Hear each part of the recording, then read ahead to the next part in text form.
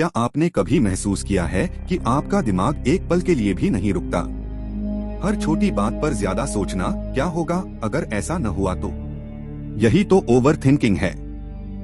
Over thinking एक ऐसा जाल है जिसमें हमारा मन खुद फंस जाता है और धीरे धीरे हमारी शांति, आत्मविश्वास और नींद तक छीन लेता है।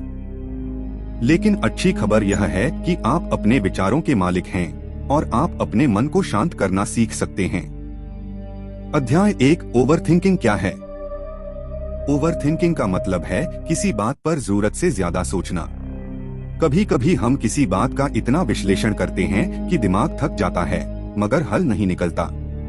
यह आदत धीरे धीरे हमारी एनर्जी, फोकस और खुशी सब चुरा लेती है। सोचिए, अगर हर दिन आप अपने दिमाग में 60,000 विचार लाते हैं और उनमें से आधे नकारात्मक हैं, तो आपकी मानसिक स्थिति कैसी होगी? यही कारण है कि हमें सोचने और चिंता करने के बीच का फर्क समझना जरूरी है। सोचना, समस्या का हल ढूंढना। अधिक सोचना, समस्या को बड़ा बनाना। अध्याय 2, क्यों हम ज्यादा सोचते हैं? हमारा दिमाग सुरक्षा चाहता है। जब कोई अनिश्चितता होती है, हमारा मन कहता है, अगर गलती हो गई तो, अगर सब खराब हो गया तो। हम सोचते हैं कि ज्यादा सोचने से हम तैयार रहेंगे, लेकिन हकीकत में ओवरथिंकिंग हमें कमजोर बनाता है। इसका कारण है डर, असफलता का डर, लोगों की राय का डर, आत्मसंदेह, क्या मैं सही कर रहा हूँ, नियंत्रण की चाह, सब कुछ अपने हिसाब से करना चाहते हैं। लेकिन सच्चाई यह है, आप हर चीज को नियंत्रित नहीं कर सकते। आप सिर्फ अपने विचारों और प्रतिक्रियाओं को नियंत्रित कर सकते हैं। अध्याय 3, ओवरथिंकिंग के लक्षण। अगर आपको नीचे दी गई चीजें बार बार होती हैं, तो आप ओवरथिंकिंग कर रहे हैं।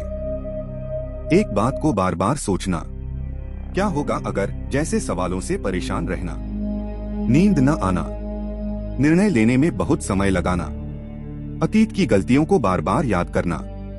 याद रखिए, ओवरथिंकिंग का इलाज सोच कम नहीं, दिशा बदलने से होता है। अध्याय 4, ओवरथिंकिंग के नुकसान। ओवरथिंकिंग सिर्फ मानसिक थकान नहीं लाता, यह जीवन के हर पहलू को प्रभावित करता है। मानसिक स्वास्थ्य, एंजाइटी और डिप्रेशन का मुख्य कारण। शारीरिक स्वास्थ्य, सिरदर्द, नींद की कमी और तनाव। रिश्ते, दूसरों की बातों को ज्यादा सोचकर अनावश्यक गलतफहमियां। निर्णय क्षमता, जरूरत से ज्यादा सोचने से हम निर्णय लेने में देर करते हैं। इसलिए जरूरी है कि हम अपने विचारों को पहचानें, न कि उनसे भागें। अध्याय 5, ओवरथिंकिंग रोकने के 5 पावरफुल तरीके। 1, अपने विचारों को ऑब्जर्व करें, जज नहीं करें। जब कोई विचार आए, उसे बस नोट करें, अच्छा ये विचार आया। मत सोचिए कि ये सही है या गलत, बस उसे देखिए और जाने दीजिए। यह तरीका माइंडफुलनेस कहलाता है। 2, लिखना शुरू करें। हर दिन अपने विचारों को डायरी में लिखिए।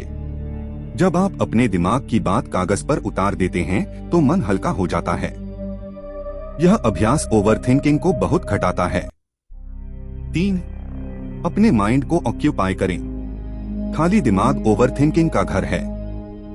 कुछ नया सीखिए, घूमने जाइए या संगीत सुनिए। एक्टिविटी बदलने से थॉट पैटर्न बदल जाता है। 4, वरी टाइम सेट करें। दिन में सिर्फ 10 मिनट चिंता के लिए रखें। उसके बाहर अगर मन चिंता करे, तो खुद से कहें, यह सोचने का समय नहीं है। धीरे धीरे दिमाग खुद मान लेगा। 5, वर्तमान में जिए। अतीत जा चुका है, भविष्य अभी आया नहीं है। सिर्फ वर्तमान ही आपके नियंत्रण में है।